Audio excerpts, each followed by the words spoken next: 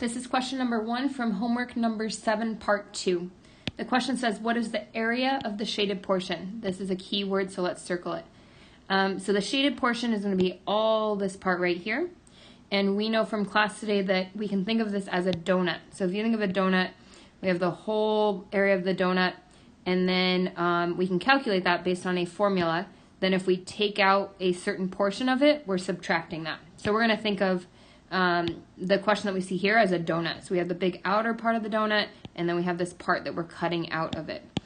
So let's go ahead and follow the steps that we learned in class today. We're going to identify our two shapes. In this case, it's two rectangles. So we'll do rectangle. I'm going to call this rectangle number 1. And we know the area formula for a rectangle is A equals length times width. And then we'll do rectangle number 2.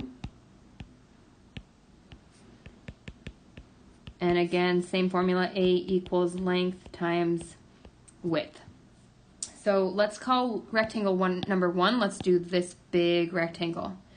So we'll need our length and our width. Our length is going to be our long side, so 6 feet would be our length. And our width would be our short side, so 2.4 would be our width. And carry down the A, and I have A equals 6 times 2.4. I'm going to grab my calculator here. 6 times 2.4 would be 14.4. And our units are feet, and since we're talking about it's going to be feet, talking about area, it's going to be feet squared.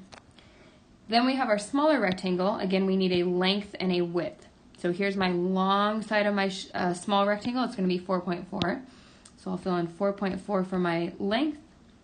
And my width is going to be the short side, which is going to be 2. That's this side right here. So 4.4 times 2, A equals, and I multiply that out on my calculator, 4.4 times 2, and I get 8.8. Again, since we're talking about feet and we're talking about area, it's going to be feet squared. So now since I'm removing this small rectangle from the large rectangle, we're taking out this entire space, I need to subtract. So 14.4 minus 8.8. 4 minus 8 we can't do, but we can borrow. So 14 minus 8 is going to be 6. Drop my decimal. 3 minus 8 we can't do, but we can borrow. And it would be 13 minus 8 is 5. Again, we're talking about area, so our units are going to be feet squared, and that is your answer.